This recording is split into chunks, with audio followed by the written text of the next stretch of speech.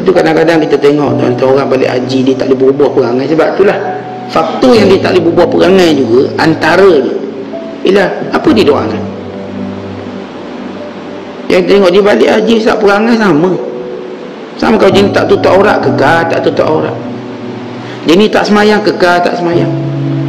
Kadang-kadang kita rasa pelik. Ya betul. Ada orang pergi haji dia balik haji tak semayang.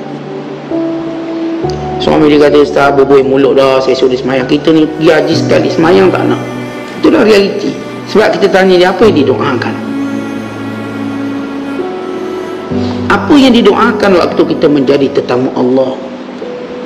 Dah doa minta dunia, memanglah kita tak akan berubah akhirat kita. Tapi seorang yang doakan untuk akhirat, dia akan berubah. Sebab tu haji mabrur bukan cerita dia sebut daripada income yang diperolehi, daripada segala syarat mabrur. Bukan antara faktor mabrur ialah apa yang didoakan sepanjang berada di sana. Sebab dalam Al-Quran Allah cerita golongan yang Allah terima ini yang doanya baik.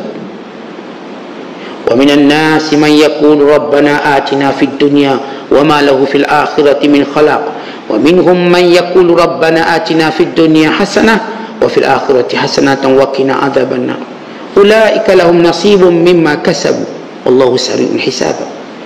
Di kalangan manusia ada yang cuma minta dunia, dia tak ada bahagian akhirat. Maknanya dia tak akan buat benda akhirat.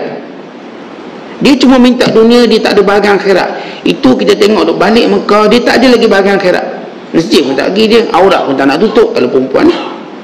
Rasuah jalan. Sebab dia cuma minta dunia, dia tak akan ada bahagian akhirat. Dan di kalangan mereka kata Allah yang berkata, ya Allah kurniakan kebaikan dunia padaku, kebaikan akhirat padaku, dan peliharalah aku daripada azab api neraka. Mereka lah yang mendapat bahagian apa yang mereka usahakan. Ini orang paling hebat.